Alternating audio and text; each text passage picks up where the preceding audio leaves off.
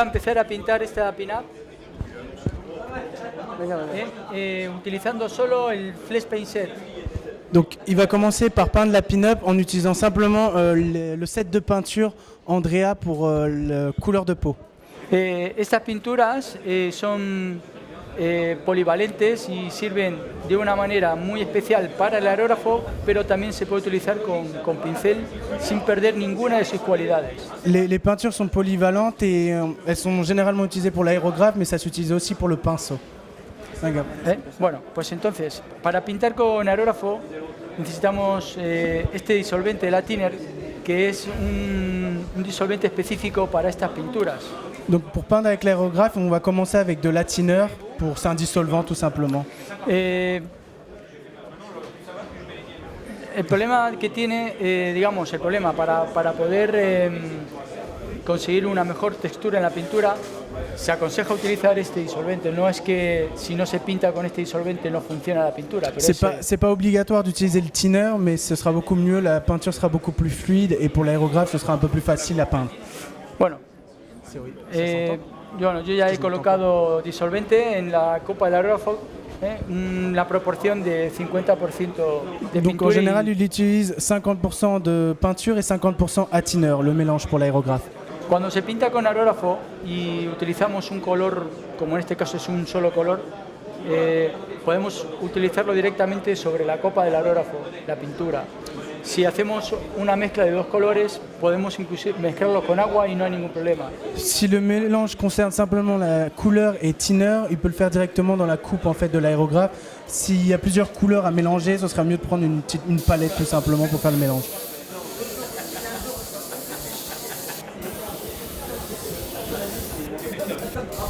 Tienes menos tiempo que al final, ¿vale? Vale. Pues intenta ir. ¿A cuánto tiempo? Tiene como una hora. Vale, ok. Bueno, mi técnica de pintura con aerógrafo es intentar con el color base tirarlo como si fuese desde abajo una sombra, conservando los planos o las zonas de luces. D'accord, donc en général il commence par les lumières et les sombres.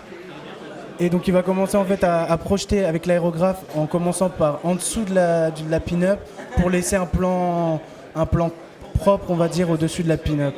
Donc il va commencer plus sur les sombres. Si os fijáis, yo voy intentando conseguir un esquema de luz cenital, aunque en este caso voy a intentar que el foco de luz esté en este lado de la figura. Donc il va peindre les ombres et il va les marquer comme s'il avait une lumière zénithale. Donc c'est comme si la lumière venait d'en haut tout simplement. Donc les ombres seront plus vers le bas de la figure en général et dans les creux. Aquí lo que se trata es de hacer rociadas cortas y intentando controlar el trazo de pintura que se está echando. Que lo que se trata es de dar rociadas muy cortas, muy controladas, intentando, digamos, que la pintura no traspase los límites de donde queremos. Il digamos, essaye de faire des las passages sombras. avec l'aérographe très courts pour éviter de déborder la plupart du temps.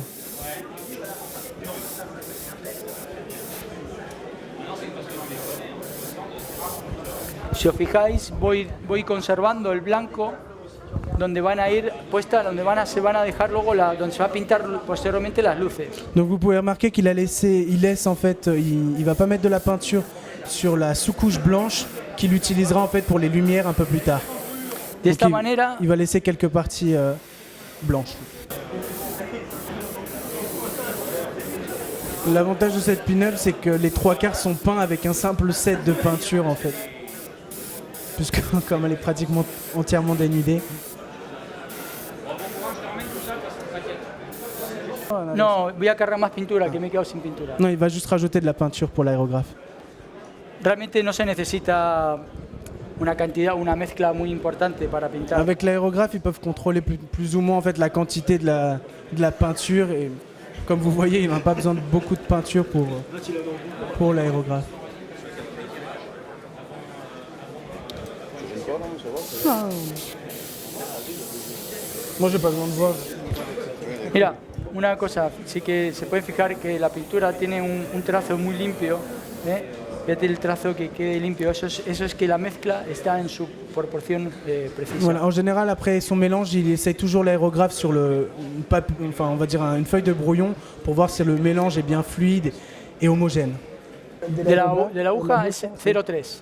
Donc c'est un 0,3 pour la taille de la buse, pour l'aérographe. La presión entre 1,5 y 2 bares. À peu près entre 1,5 et 2 pour la pression du compresseur.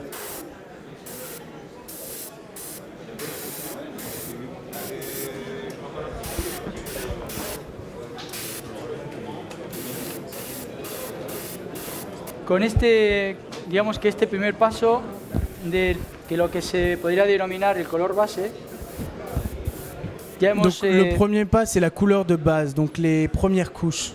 Ya hemos, digamos, definido un poco los parámetros de las luces y las sombras de la figura en general. Donc sur la première couche, il a délimité en fait, plus ou moins, les zones d'ombre et les zones de lumière qu'il utilisera plus tard, en accentuant sur les techniques. Es muy importante la elección del color base porque sobre ese color se van a, digamos, a desarrollar todo el proceso de tonos posteriores. Une chose des plus importantes, c'est bien choisir la couleur de base, puisqu'en fait après vous allez rajouter au fur et à mesure plusieurs couches. Donc si la couleur de base est mal choisie, vous allez devoir recommencer dès le début.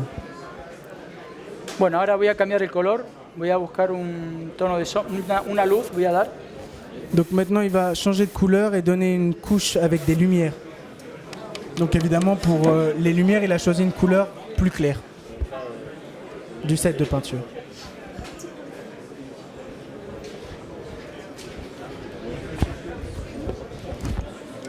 Bueno, la diferencia, por ejemplo, que podemos encontrar en la pintura de aerógrafo con el pincel es que con el pincel tenemos que ir de una forma muy gradual en las transiciones entre el color base, las luces o las sombras. Donc la différence entre l'aérographe et avec le pinceau, on doit en fait aller petit à petit en fait en graduant les niveaux de couleur. En cambio, con el aerógrafo podemos hacer unos cambios mucho más bruscos entre las luces et avec y las sombras. L'aérographe, les changements, on peut les faire beaucoup plus brusques par rapport aux couleurs. On n'est pas obligé de passer petit à petit pour arriver à la couleur définitive. Porque la pintura, al salir difuminada por el aerógrafo, nos permite crear unas transiciones suaves que con el pincel sería mucho más complicado, ¿no? Avec l'aérographe, ça permet en fait de donner une transition beaucoup plus facile qu'avec un pinceau, tout simplement, c'est pour ça.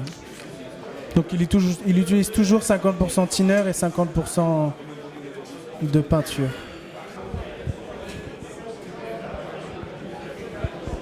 Oui. Non, alors pour l'instant, on est en train de regarder si on va l'éditer en français, mais c'est pas encore décidé.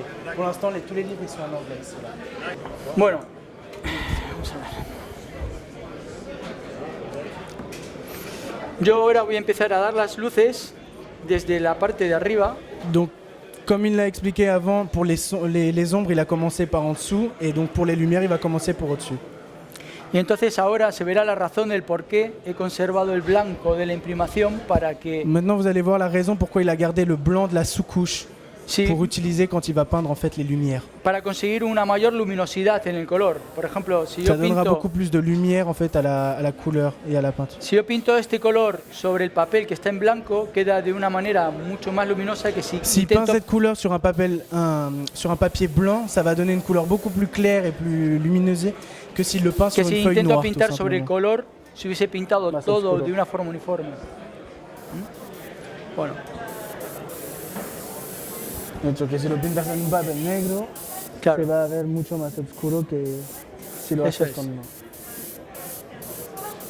Donc la sous-couche en blanche en fait est utilisée pour certains cas, mais pour d'autres cas un peu plus foncés, une figurine qui possède beaucoup plus de sombre, on peut faire une sous-couche noire.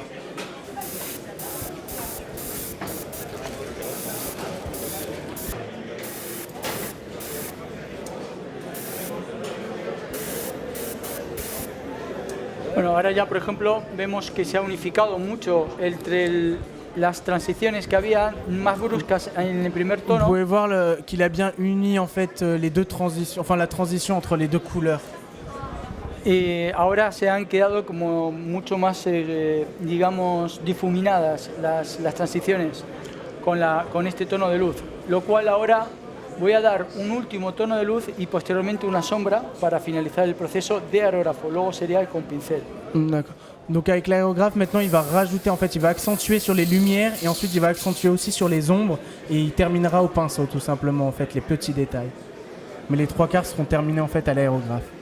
Donc ça, c'est la première lumière que vous pouvez voir sur la figurine si vous souhaitez la regarder de plus près. Et les premières ombres. 2 petites minutes.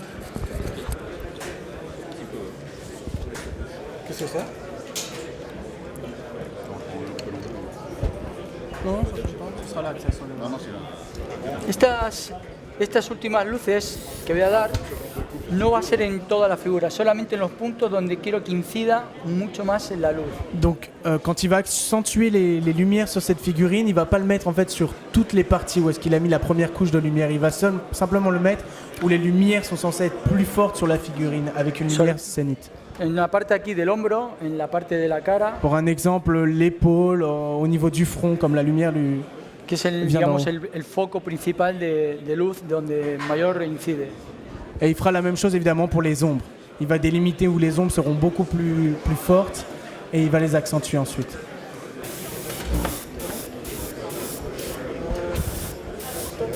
Sur les mains si tu veux, parce qu'en fait on a pas mal de prises, on a pas là, tiens, regarde. Ça vient jusqu'ici? Non, c'est pas le quintal. C'est bon, donne-moi 2 secondes et c'est là. Ouais.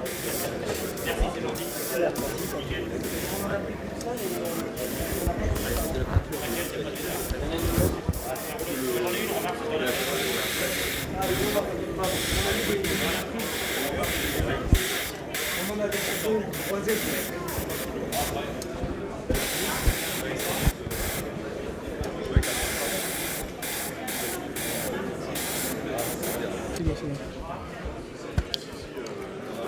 Bueno, como podemos apreciar, la máxima luz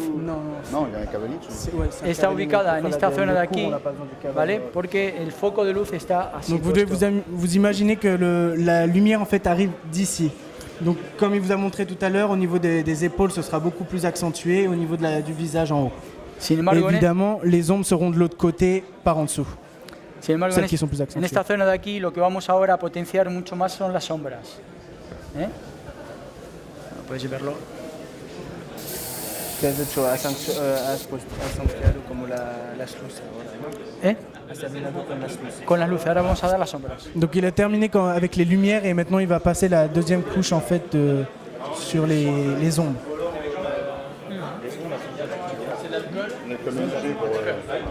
Je l'ai dit tout à l'heure, c'est pour nettoyer l'aérographe. Ouais. Je répète une fois. Non, l'alcool qu'il utilise, c'est pour nettoyer tout simplement l'aérographe. Et senteur citron, évidemment. Ton espagnol est bien. A mí no me gusta ese alcohol, tiene mucho perfume. No. Les stages, non pas d'aérographe, mais les stages espagnols. ¿Qué? Pregunta si no enseñas el aerógrafo, pero el español a lo mejor. Bon, la prochaine fois qu'on viendra à Paris, on vous montrera comment apprendre l'espagnol. J'aurais une petite question. Pourquoi faire des ombres, des lumières très claires, si justement on va jouer sur la transparence? Pourquoi faire des éclaircies en fait les plus claires possibles si on va jouer sur la transparence du blanc? C'est-à-dire, s'il n'y a pas besoin de mettre de couleur, c'est blanc. Non, il y en a quand même besoin. Vous pouvez voir que il ne peut pas laisser en blanc, personne n'a la peau blanche, donc il est quand même obligé de mettre une couche très fine. Mais c'est beaucoup mieux d'avoir une sous-couche blanche pour la passer que d'avoir une sous-couche noire. Sinon vous allez devoir passer 4-5 couches pour avoir la même couleur. Sí, mira, la razón, explícaselo, la razón de la imprimación blanca, en vez de utilizar una gris o otro color, es que el color blanco sobre... La raison d'utiliser une sous-couche blanche... El color que tú utilices sobre un color blanco la luminosidad que tiene es el color lo más parecido al que C'est la couleur, Claro. voilà, c'est la couleur en fait la plus Si tú- qui va paraître beaucoup plus en fait à Si la tú couleur de utilizas- peau la plus claire. en una imprimación que sea otro color es Donc comme on distinto. peut voir, ça va donner une autre couleur si on tono. utilise une Se autre transpa- sous-couche. Eso es. La pintura acrílica, la técnica o la esencia de la pintura acrílica es la forma de aplicar el color a base de capas. Y digamos, el color de abajo se Les couleurs superpone acryliques, en fait, on sobre, les o sea, utilise se par respira base, c'est-à-dire qu'on met la première base, la deuxième digamos, se couche, ve el troisième, color de abajo une sobre lo augmente. que tú vas metiendo. C'est les techniques utilisées. Claro, entonces, de alguna manera, como es una película muy fina, se crea pues pequeñas transiciones de color. Por ejemplo, si yo sobre este color quiero pintar verde y a lo mejor en vez de poner verde pongo un poquito de azul en la mezcla, como tiene amarillo la luz, ese tono amarillo con el azul se convierte en un verde y no estoy utilizando verde. No sé si me explico. Oh, si. Et il explique aussi que, par exemple, s'il veut faire un mélange, par exemple, mettre un petit peu bleu dans la couleur de piel qu'il est en train de faire avant, et que c'est pas imprimé, enfin pas imprimé, c'est pas sous-couché en blanc, par exemple, c'est sous-couché d'une autre couleur, ça va changer en fait la couleur qu'il veut donner. D'où l'avantage d'utiliser le blanc, puisqu'en fait, ça donne exactement la couleur qu'on veut récupérer.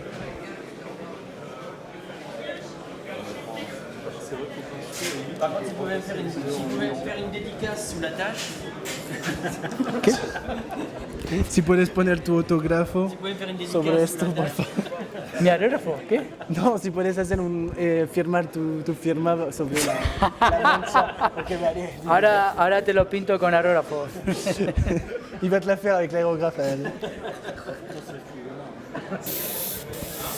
Donc, quand vous savez utiliser l'aérographe, les possibilités sont infinies. Bueno, ahora vamos a emplear las sombras. En las sombras Donc, il no va hace falta, donner une autre couche pour les ombres. digamos, no hace falta saturar demasiado porque ya de alguna manera están marcadas las sombras. Entonces, lo que vamos es, digamos, a puntualizar o a reforzar algunos puntos. Donc il n'y a pas besoin d'accentuer sur toutes les ombres, simplement évidemment les parties qui seront le plus obscures. Et comme vous pouvez voir, les différences qui sont marquées sur la figure maintenant, les ombres sont déjà bien marquées. Mais il va simplement en accentuer quelques-unes.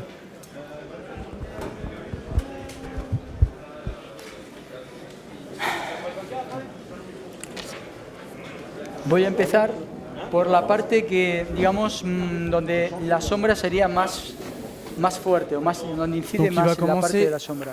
Au niveau des ombres les plus obscures. Y esta parte de aquí es la que más voy a, digamos, a reforzar. Donc évidemment, en dessous de la figurine, ce sera l'endroit où l'ombre est beaucoup plus forte.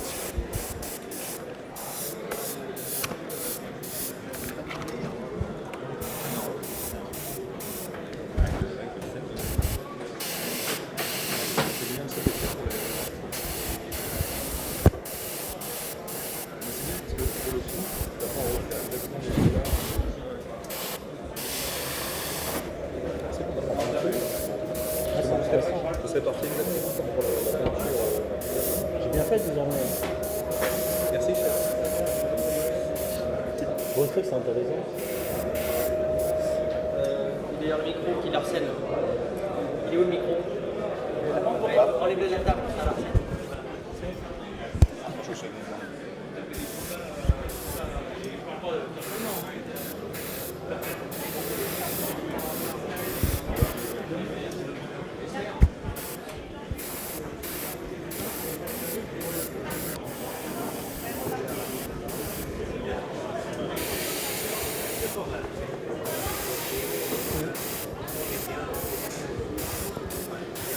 Bueno, fijaros cómo en este lado de la Vous pouvez figura voir que de ce côté de la figurine, es donde la sombra está, digamos, mucho más acentuada que en este otro les lado. ombres sont beaucoup que es plus el fortes punto puisque de la luz donde lumière viene. vient, on va dire, de la partie en haut à droite de la figurine. Donc évidemment, en bas à gauche, les ombres seront beaucoup plus fortes. Igual que esta parte de aquí, digamos que también estaría como un poco de sombra, dado que el foco está, digamos, puesto de este Donc punto. de voilà, aquí. donc la lumière vient d'ici. Entonces, prácticamente con 4 colores hemos resuelto todo el proceso de luces, sombras Donc de la Plus ou moins figura. avec 3 couleurs en fait du set de peinture, vous avez fait les 3/4 de la figurine. A partir de este momento, lo que haríamos es reforzar y definir algunos puntos importantes de la figura, sobre todo en la cara y en Ce algunas. qu'il va faire maintenant, c'est renforcer en fait au pinceau les petites touches, les petits détails en fait de lumière et d'ombre. Utilizando el pincel. Y no tenemos que buscar una equivalencia de colores que son de aerógrafo, otro pincel, las mismas colores, lo Et vous n'avez mismos. pas besoin de chercher d'autres couleurs ou quoi que ce soit, vous pouvez utiliser exactement le même du set de peinture qui sont valables pour le pinceau et l'aérographe. Entonces, con esos mismos colores utilizamos para el pincel.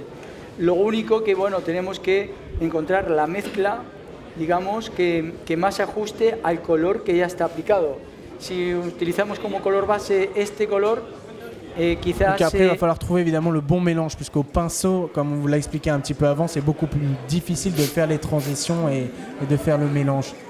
Entonces tenemos que encontrar ese equilibrio de tonos para luego aplicado a la Donc figura. quand vous avez al trouvé pincel. l'équilibre pour les couleurs au pinceau et faire le mélange, vous n'avez plus qu'à repasser les ombres ou les lumières en dépendant du mélange. Ah, vale. ¿Qué? D'accord. Non. Ah, yo lo que voy a hacer ahora es pintar a pincel algunas zonas, pero es muy importante la manera de aplicar la pincelada. ¿De acuerdo?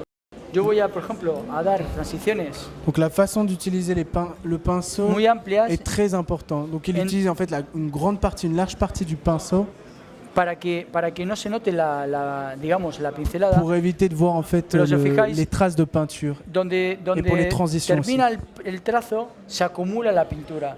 Et Dejando la la máxima dernière luz touche o en fait du máxima sombra. pinceau, il y a toujours la peinture qui s'accumule. Donc il y aura une plus grosse quantité sur le dernier trait que vous avez laissé. De esta manera podemos combinar tanto el pincel como el aerógrafo sin que se note el trazo del pincel.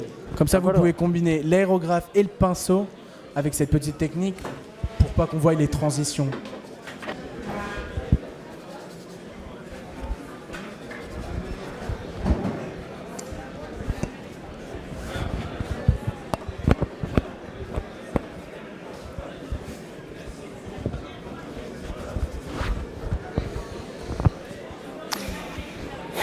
Y ahora lo que vamos a trabajar es de forma indistinta tanto las luces como las sombras. O sea, no tenemos que ir dando luces y dando sombras, primero luces, luego sombras, porque digamos que ya están preestablecidas. Donc il va travailler simplement les détails, donc il n'a pas besoin de travailler toutes les lumières d'un coup, il a simplement en fait besoin de regarder les zones où il doit accentuer et donner un peu plus de détails aux effets. Bueno, entonces vamos a empezar. Donc vous allez remarquer qu'à chaque fois avant de passer, il enlève un peu de la quantité de son pinceau sur une feuille de brouillon. De cette façon, il peut maîtriser la quantité qu'il utilise sur la figurine. ¿Lo estáis viendo? Ah, vale, ok.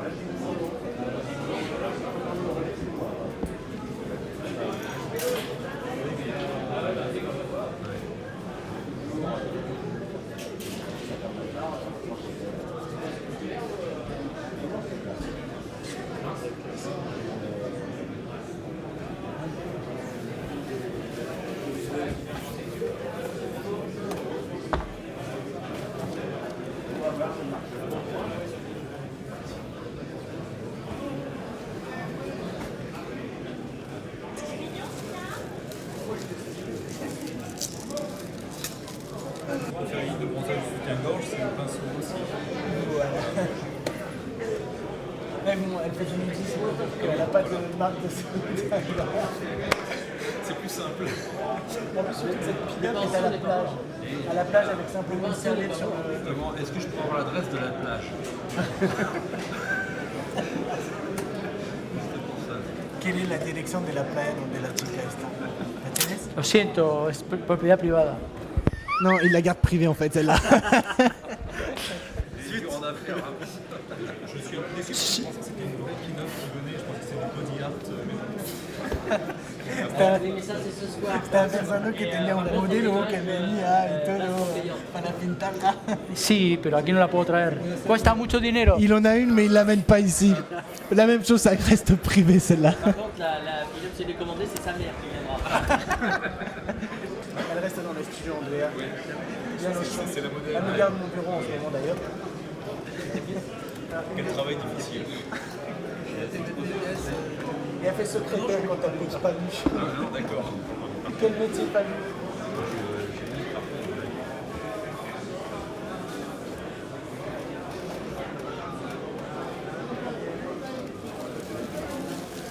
Une imprimation, non, c'est pas mon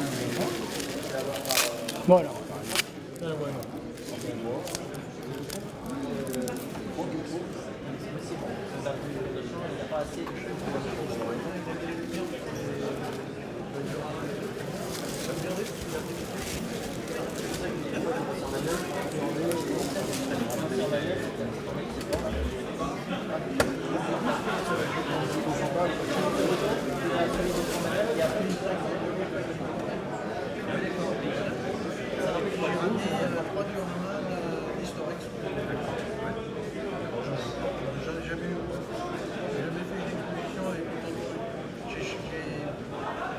J'ai cannibalisé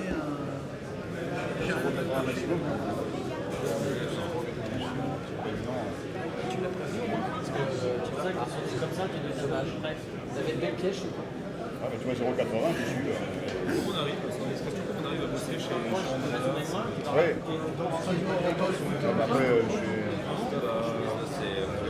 moi, c'est un petit peu coïncident. J'ai ma copine qui est espagnole, je suis descendu à Madrid et elle a un poste en fait dans le commercial. Je m'occupe maintenant de la vente en Europe. D'accord, mais tu connaissais un petit peu le monde de la vidéo? Ouais, non, un petit peu. Je connaissais, enfin je connaissais un petit peu quand quelques techniques. Je parle un petit peu, mais maintenant j'ai plus beaucoup de temps. Mais je savais pas que j'avais une compagnie aussi importante en fait à côté de chez moi. J'étais pas au courant en fait que c'était en air. Et quand j'ai fait le rendez-vous, tout simplement, j'étais un peu surpris. Ouais, c'est ce que je voulais dire. Ça fait plus d'un an, mais tout se passe bien. Et la crise, elle se voit depuis combien de temps? En fait, on s'est un petit peu démarché sur les tutoriels, c'est-à-dire que les figurines descendent. Comme tout le monde. Je pense pas qu'il y ait un seul fabricant qui a des augmentations chaque mois. Donc la crise est là, donc on augmente en fait l'éditorial, et en fait on a d'autres marques pour essayer d'aller au magazine, Union International, qui est traduit en 7 langues différentes maintenant, parce que j'ai trouvé un nouvel éditeur en Pologne. Donc c'est plutôt important, ça augmente le magazine.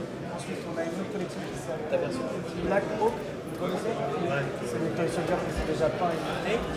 Ça marche, on a une augmentation pas énorme, ça augmente. Aux États-Unis, ça marche bien. Aux États-Unis, ça marche pas le cas. Moi, j'ai quand même un bon magasin pour le Toy Soldier à Paris. Toy Soldier Paris. Mais non, ça marche pas trop mal. Une petite idée comme ça, moi j'aime bien prendre les vikings et tout, c'est quelqu'un que. On en a ramené deux. Non, on en a ramené un seul. Ah, c'est le dernier viking qui est sorti. En fait, c'est pas mal aussi de pouvoir mettre dans les pièces détachées des éléments, par exemple, du Drakkar Viking. Qui est Drakkar Viking qui a été fait il y a quelques années. On va trouver, mais il est historique. Et simplement. Ils nous ont acheté plein de et ils nous ont acheté de Pérenne, 2 U-boats et une section qui est.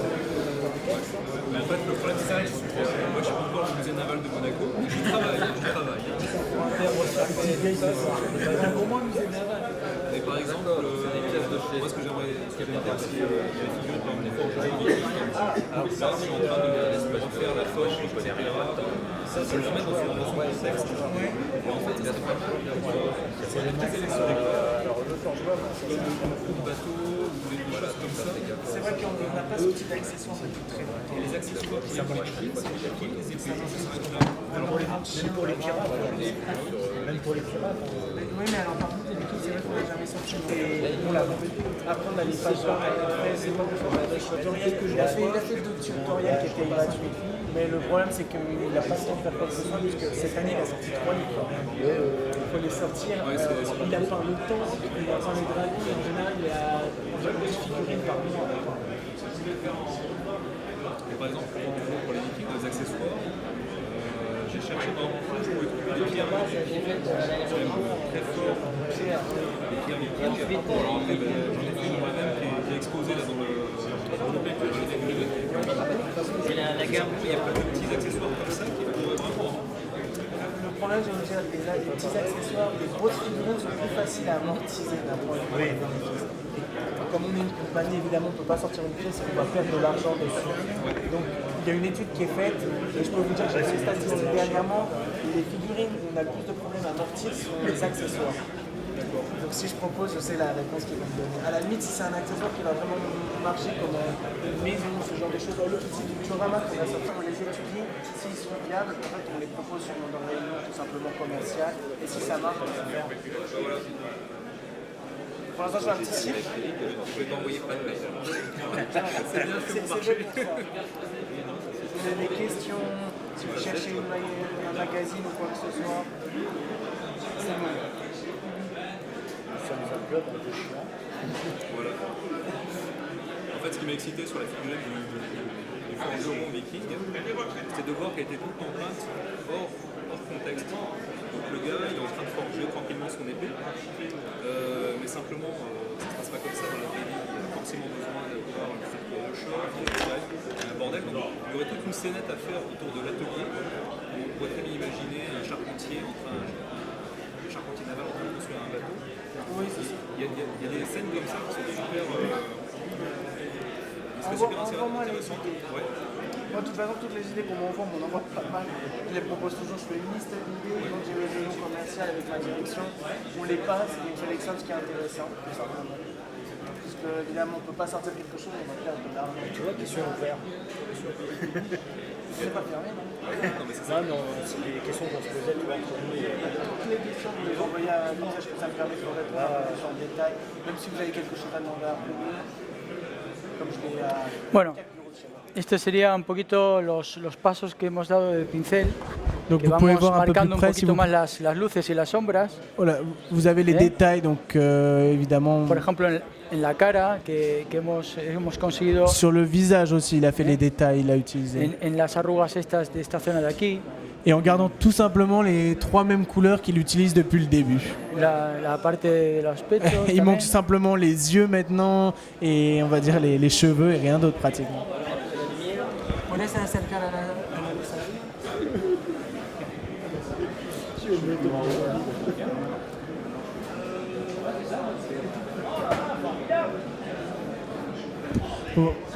Vamos a hacer Un alto.